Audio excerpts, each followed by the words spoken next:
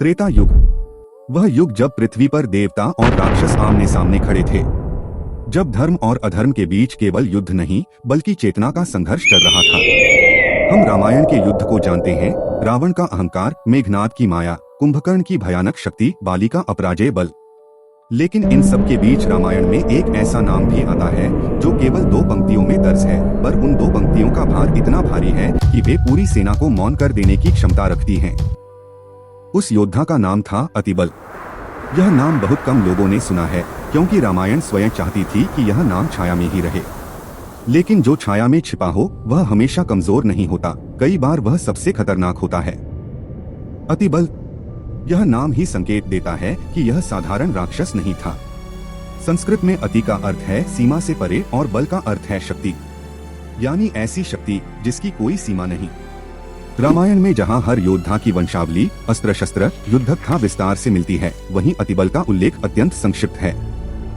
ऐसा नहीं कि वाल्मीकि उसके बारे में जानते नहीं थे, बल्कि इसलिए कि कुछ शक्तियों का वर्णन करना ही उन्हें और खतरनाक बना देता है।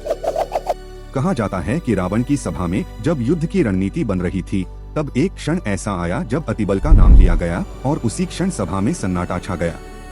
यह वही सन्नाटा था जो तूफान से पहले आता है।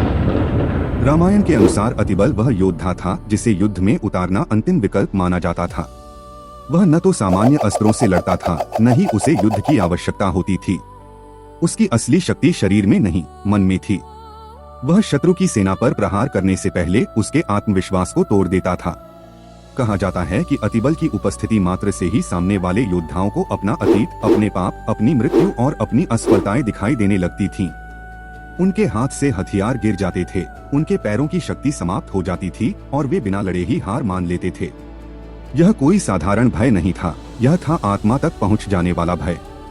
देवताओं तक को यह ज्ञात था कि यदि अतिबल युद्ध भूमि में उतर गया तो यह युद्ध केवल शस्त्रों का नहीं रहेगा, यह मन का युद्ध बन जाएगा। और मन का युद्ध सबसे खतरनाक होता है, क्योंकि उसमें हारने वाला जीवित रहते हुए भी मृत हो जाता है।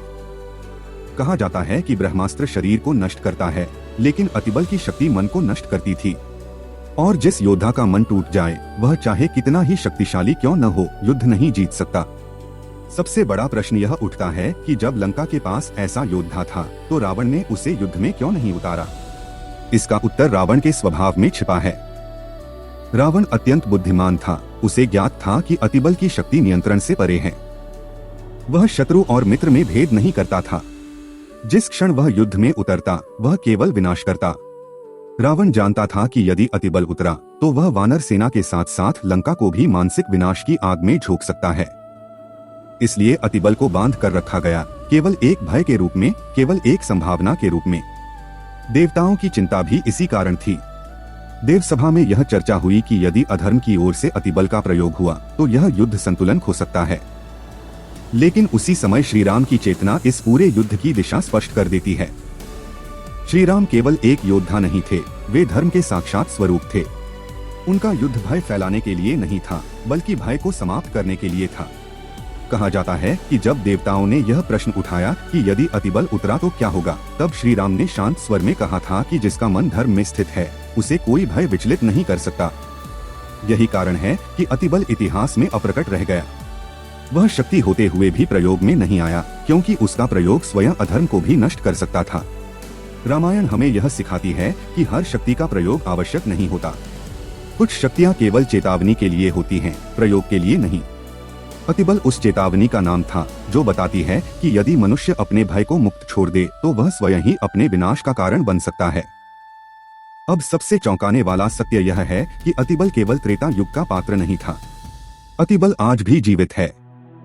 आज अतिबल किसी राक्षस के रूप में नहीं, बल्कि हमारे भीतर मौजूद भय के रूप में जीवित है। जब हम असफलता से डरते हैं, जब हम समाज से डरते हैं, जब हम अपने ही आत्मविश्वास को खो देते हैं, तब वही अतिबल हमारे जीवन में उतर आता है और वह बिना हथियार उठाए हमें पराजित कर देता है। और श्रीराम आज भी जीवित हैं।